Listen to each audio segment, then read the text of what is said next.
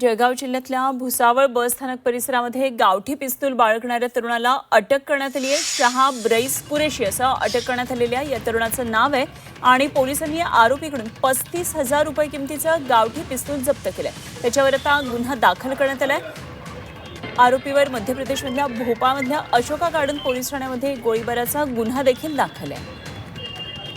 भुसावळ बस स्टँडच्या एरियामध्ये रिक्षा स्टॉप जवळ एक इसम हा गावठी पिस्टल घेऊन मिळून आला.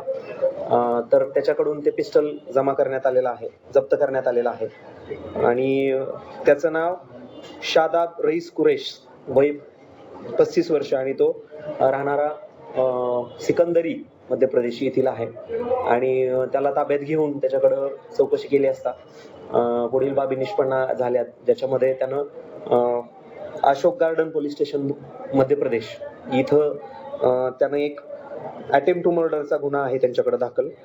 तो गुन्हा केल्यानंतर तो तिथून फरार झाला होता आणि त्याला आपण भुसावळ इथं ताब्यात घेतला आहे.